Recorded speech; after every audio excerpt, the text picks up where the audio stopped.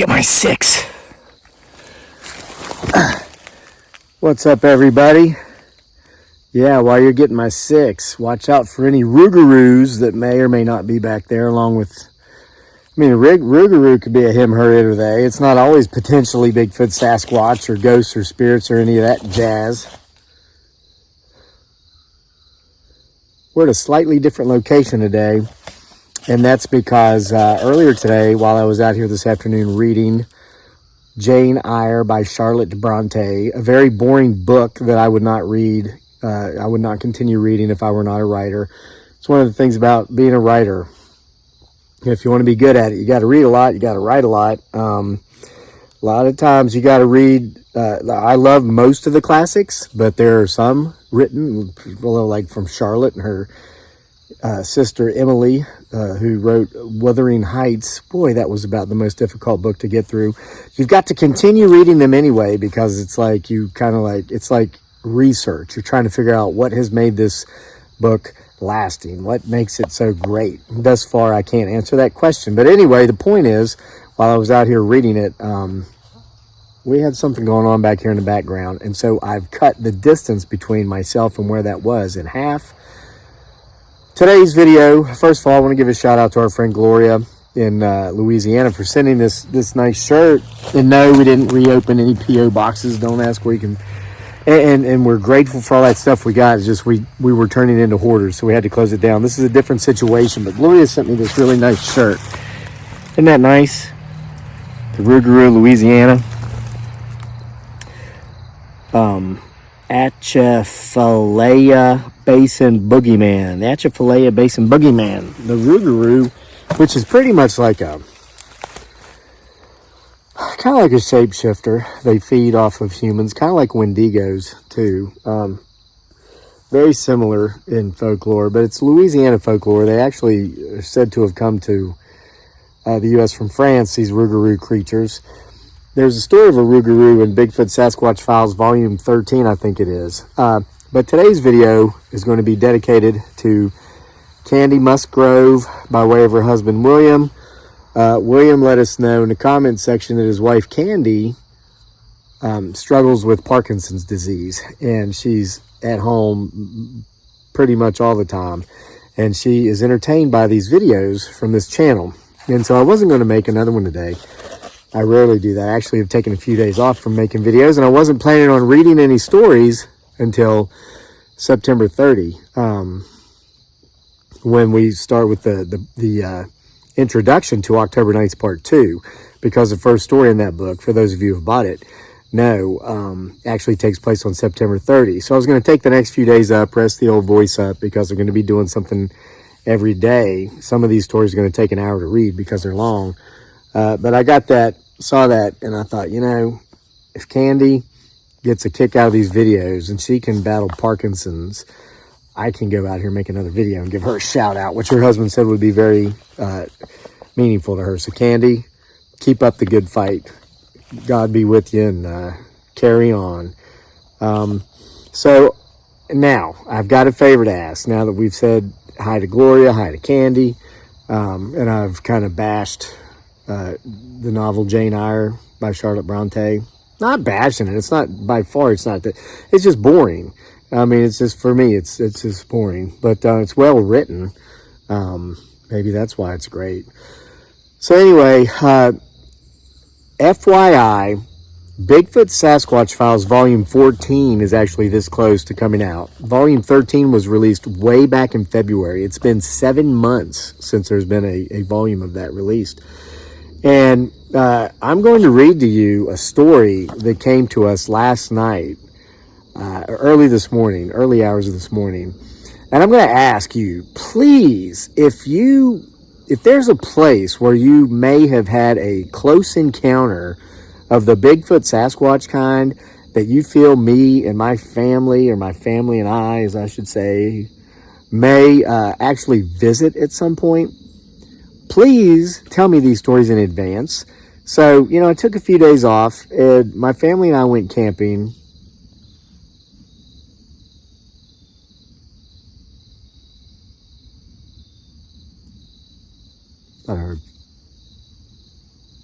footsteps. Keep getting my 6. So we went camping at James River State Park here in Virginia, Central Virginia. And my beautiful bride, Dearly, a.k.a. Giggly Girl, she made a video about it. And I posted it on our community page here last night. Oh, we had a good time. Boy, she really put me under the gun there as far as the pressure to catch fish goes. She didn't take anything for dinner. I'm spoiled. I've gotten so used to her doing the packing, I don't even think about that stuff. So we get down there and start to get hungry, and I'm like, honey, what's for dinner? And she goes, catfish. I'm like, and we'd been fishing and they weren't even biting. I said, honey, we haven't caught any catfish. She says, well, you better catch some if you want dinner, because all I brought was rice and eggplant. So I actually caught 3. So Daniel, Dearly, and I all had a fish to ourselves. You talk about delicious. My mouth's watering, remembering it. I mean, eating catfish literally minutes after it was breathing. I mean, it doesn't get any fresher than that. So she made a video about this. She posted it on her YouTube. And then we get this. But I guess I'm glad it came after the fact, because had I gotten this, I probably wouldn't have gone on that camping trip. So with no further ado, as Dearly would say, let me read you a story that is certainly being featured in the upcoming Bigfoot Sasquatch Files Volume 14, which may be out as early as this weekend. There's room for a couple more stories. Sandra V from Texas sent us a story last night or 2 days ago about a Bigfoot encounter. If you've got one, send it. And again, if you've got any stories of your personal experiences with anything related to the paranormal, supernatural, cryptids, aliens, UFOs, send it. True Hauntings Volume 2 is underway. But now for the story submitted by an anonymous viewer like you. Dear Kevin, first of all, I want to say that I absolutely love your YouTube channel, Homesteading Off the Grid. I found it when one of your crazier videos was recommended to me a couple of years ago. I don't know what it was exactly about. It looked like the main subject matter was a guy in a sleeping bag or something like that, but everyone in the comment section kept saying it was a Bigfoot Sasquatch.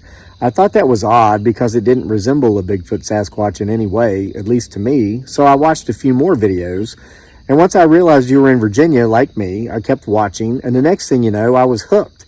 And now you have me calling Bigfoot Sasquatch myself instead of either Bigfoot or Sasquatch. Good. I have come to appreciate your humor, your wisdom, and your I don't give a shit what other people think about me attitude, especially this last, as I'm still a relatively young man, 26, and I still struggle with that more than I should. Watching your videos, listening to you talk about your life experiences, and really digging the lessons you learned is helping me in so many ways. I look forward to each new video, even though I often can't watch it daily because of my job. I always enjoy binging until I'm caught up, though, on a slow Sunday afternoon.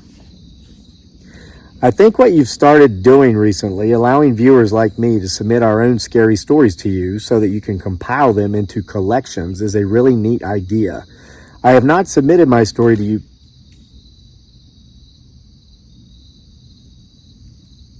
Keep watching. I have not submitted my story to you before until now, because though it is terrifying, in my humble opinion, it doesn't really have anything to do with the paranormal, supernatural, or UFOs and aliens, but I think it may have something to do with Bigfoot Sasquatch. However, after watching a recent video of your wife Dearly's channel, Life with Dearly, that featured you guys camping at James River State Park in Buckingham County, Virginia, I decided it was time to share with you and your viewers, should you choose to share it. I'm giving you my permission to do so, but please keep me anonymous for several reasons. You see, James River State Park is not just very close to my house, but it's also where this story takes place. And there's a part of the story that's quite embarrassing to me. Several, actually, if you consider the personal family info I'm about to divulge. You'll spot these points in the story when I get there. I guess I never really made it clear through any of these videos that if you had Bigfoot stories, submit those too. For those of you who have loyally read all thus far 13 volumes of the Bigfoot Sasquatch Files, you know that there are several viewer submitted stories in those volumes, because we would receive them from at the P.O. box from time to time. Some very creative people figured out how to get them to me by way of the internet. You don't have to worry about being creative now. You can just email them to crazylake@mail.com and we'll get them. Maybe it's my fault I didn't get this earlier for not just putting that out there. I know there are other people in my community who watch your channel because we talk about it, and I don't want them to know this was me. Trust me, they'll remember the events of this story as they unfold, and I would never want to embarrass either my mother or father, so please keep me anonymous. Done. I'm not gonna, you didn't even tell me who you are. You didn't even give me your name, so I've got to keep you anonymous. I am an only child. About 15 years or so ago, my world was thrown into a tailspin. To cut to the chase, my parents were both cheating on each other. I can't remember who caught who first, but when confronted, the other claimed they were doing it because they knew the other was doing it as well. Checkmate. Anyway, after months of fighting and fighting, I guess my parents wanted to act like grown-ups and work past their problems, so they decided to go to counseling. It was around this time that I was pulled into the thick of things because the counselor reminded them that they had a child when he asked them how I was handling everything. You see, during this period of turmoil, I basically isolated myself in my bedroom and played video games nonstop. The counselor actually told my parents things could have been much worse for me because that's what most kids my age who were living in stable homes were doing anyway, but that either way, fighting parents or not, this activity was not really healthy, and he suggested that we all go camping. He said it would be a good way for the three of us to reconnect. Though we've always lived in the country, we were never country people. My parents are both professionals. Dad works in Richmond and Mom in Charlottesville. As you know, where our area is located is right between both cities. It's a heck of a commute, about an hour to either city, but the folks out here are used to it. We live on land that's been in the family for generations, so it makes sense, and this is the same for many folks out here. Sure, our families could be closer to work by moving, but by staying put, we don't have to shell out $500,000 to buy a house. Anyway, since James River State Park is so close to us, my parents decided that's where we'd go camping. Since we'd never done it before, we had to go out and buy a tent and sleeping bags and a few other necessities. This was right around the tail end of the time when people actually went to stores. We went into Charlottesville to buy our stuff, and the guy who was helping us at the Dick's Sporting Goods store, this is back when it was at Rougarou Hill Center. I remember that. It's over at 5th Street Station now. Not sponsored, by the way. Tree knock. Thought I heard like a howl, and then we heard a tree knock. Continue to get my 6. Okay, that guy, Dick's Sporting Goods, not sponsored, had been camping at James River State Park before, and he told us about the good fishing, something else we'd never been into, so we bought fishing poles and tackle as well. The following weekend, we went camping. We went on Saturday, so Mom and Dad wouldn't have to rush after work. None of us were really looking forward to it.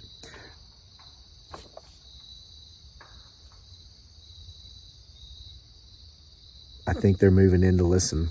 More tree knocks. Those were closer. And they were repetitive. Like me. Okay. None of us were really looking forward to it. My 11-year-old mind wouldn't have known how to put our feelings into words at the time, but today I can look back and say that we were all merely going through the motions. We got to the park and paid our fee and quickly set up our tent and campsite. We were all surprised by how easy it was. After setting up camp and eating some sandwiches and snacks we'd packed, we made our way over to the river to try our luck at fishing. I believe we were camping at the exact same spot you and your family were camping in your wife's video. God, watching that video brought back so many memories. Most good, but not the one that is at the center of this story. Anyway, I would like to say that we caught lots of fish, like you did in your wife's video, but we did not. We didn't catch shit. None of us knew what we were doing, and it was apparent. Fortunately, we'd brought a bunch of other food aside from what we'd already eaten. After fishing for an hour with no luck, we said to hell with it. We went back to our tent site and built a fire because that's what we felt like we were supposed to do, and I'll be damned if something magic didn't happen. We began talking, not at, but with each other. Folks, there's something magical about campfires, and you don't have to go camping to have one. If you've got a yard, just go sit around one in your backyard and unplug. Don't allow phones and gadgets and all these things. That sounded like a screech.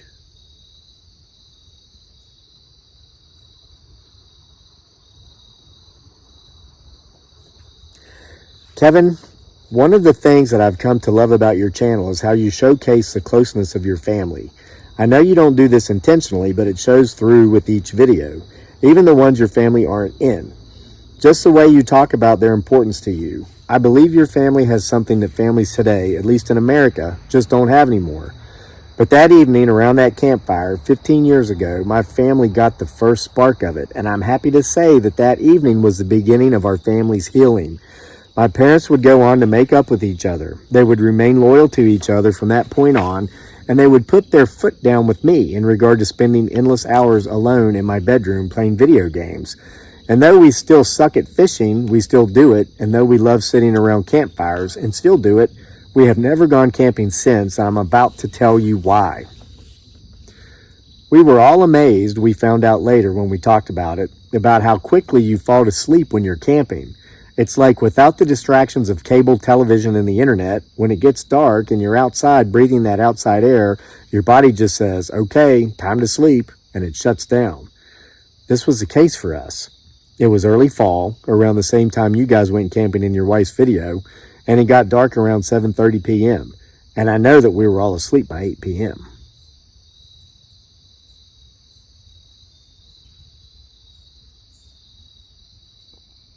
So around midnight, I woke up because I had to pee so badly I thought I was going to pee my pants. We'd bought a queen-size air mattress, and I was sleeping between my parents. And no, this is not the embarrassing part, but it's coming. Just as I was about to try to sit up without waking them, I heard something rummaging around in our belongings outside the tent. I lay there, making sure not to move, assuming it was a raccoon. Maybe a skunk. But then I heard a grunt that sounded mammalian, and my mind immediately went to bear. Oh shit, I'm thinking, and trying to calm myself. I told myself that though we weren't outdoorsy people, we'd seen plenty of bears on our property at home because we did live in the country, like I said, and any time they'd see, smell, or hear us, they would take off for the next county. This helped a little until my overfull bladder reminded me that I had to pee. Oh shit, I thought again, remembering that bears were nocturnal and could see in the dark. Would they be so timid having such an advantage, I thought? Were they aware of this advantage?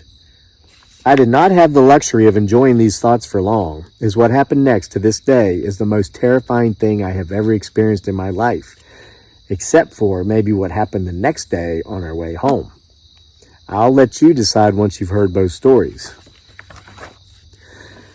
Kevin, as I live and breathe, whoever or whatever it was that was outside rummaging through our stuff made its way or their way to our tent and began unzipping the door. I felt terror inside like I'd never felt. Uncontrollably and without thinking, I let go of whatever muscle or muscle group is used to hold in your pee, and I began gushing all over the air mattress like a broken dam. Damn it! Insert fake name here, my father said, sitting up quickly. That's an odd thing to say. I guess the warmth of the urine on his hand woke him up, and he was none too happy. What are you doing? He said. And as he was screaming at me, I could hear whoever or whatever had been outside running away, and I could clearly make out the sound as coming from 2 feet, not 4. I was afraid to go outside, I said. Someone's out there. Ah, bullshit, my father said. It's just your imagination. If you're scared, you could have asked me. I would have gone outside with you. Come on. My father got up and unzipped the tent's door. I told him not to, but he just turned on the light and shined it all around and made sure the coast was clear, and then we went outside. He relieved himself, and I had a little left in the tank, so I did as well, and even Mom came out and popped a squat. Mom and Dad both bitched and complained as they put a couple of towels we'd brought over the wet spot, but they quickly went back to sleep. Not me. I lay awake all night. I did not go to sleep until I saw the glow of early dawn. Dad apologized for having been a jerk the night before. He then did the dad thing and told me about a time when he'd wet the bed when he'd been older than me. That was really swell of him, but it wasn't necessary. I told my parents again what I'd heard last night. They both tried to convince me it was a small animal. They said that even if it had been a bear, it would have been nothing to worry about. I told them bears don't have fingers. They can't unzip a tent. Whatever was outside walked on two legs. I reminded them of the sound it made when it ran away. And it obviously had opposable thumbs. All they did was laugh me off and tell me that no matter how old I got, I would always be their little boy. We tell our son the same thing. And then, on the way home, the first of two things that would happen that day, which was nearly as terrifying as what had happened the night before, took place. As soon as we got off of Riverside Drive, the old country back road that runs the length of the river to the campground, and back onto the main road, we were stopped by several state police. It seems there was a road check because it's only a bird. At least that's what they want us to think. We were stopped by several state police. It seems there was a road check because, as it turned out, a man who was doing 2 life sentences for double homicide at the prison not too far away in Buckingham County had escaped a couple of days before. We've had reports of a nightly prowler in the area, one of the police officers told my dad when he stuck his head into our car to make sure we weren't aiding and abetting a fugitive.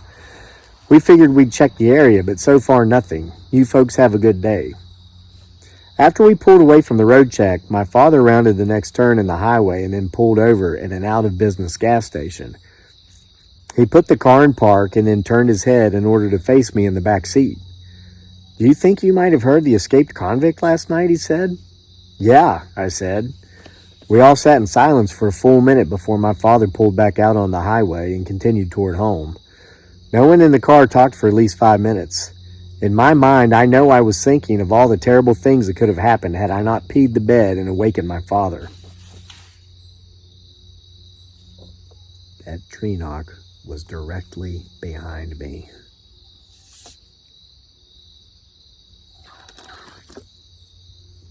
And the sun's about down.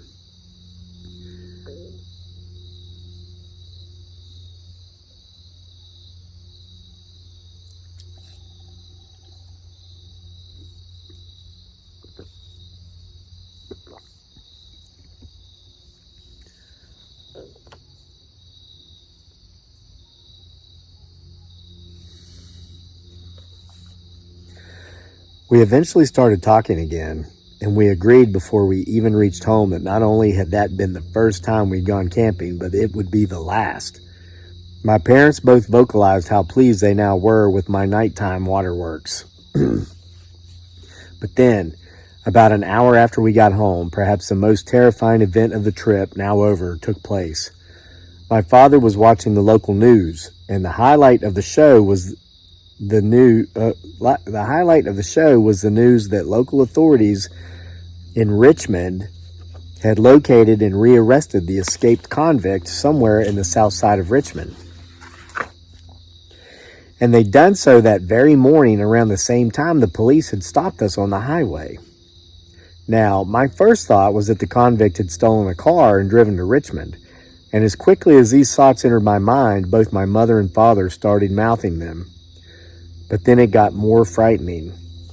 The escapee had been hiding in his mother's house in the Richmond area for 2 days, the news anchor said. My parents and I all gave each other blank looks. Our mouths were so agape, our jaws were nearly touching the floor.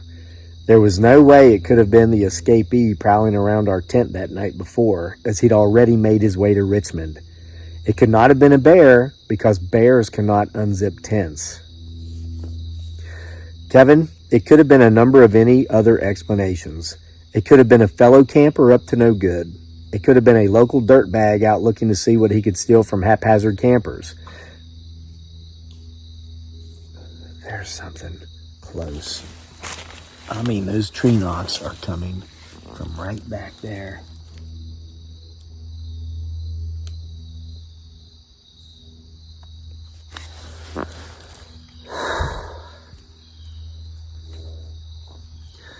Could have been a local dirtbag, blah, blah, blah. However, I honestly believe it is none of these things. I have buddies who have fished in and hunted along the banks of the James River in our part of Virginia their entire lives, and more than one of them have claimed to see a he, she, it, or they. I have listened to old-timers make the same claim. Kevin, I'm not trying to scare you and your beautiful family, but I would caution you. There is something lurking around James River State Park that either warrants further investigation from you alone or warrants you and your family to stay away. Again, you have my full permission to use my story however you see fit. You can use it on YouTube or you can put it in one of your books. Just please keep me anonymous as I've already requested. Your avid viewer in Gladstone, Virginia, Anonymous. So, Candy, there's a story for you. Gloria, thanks for the shirt. I hope everybody enjoyed the story. I hope everybody enjoyed the video. If you've got a story like that, send it in to crazylake@mail.com and get ready.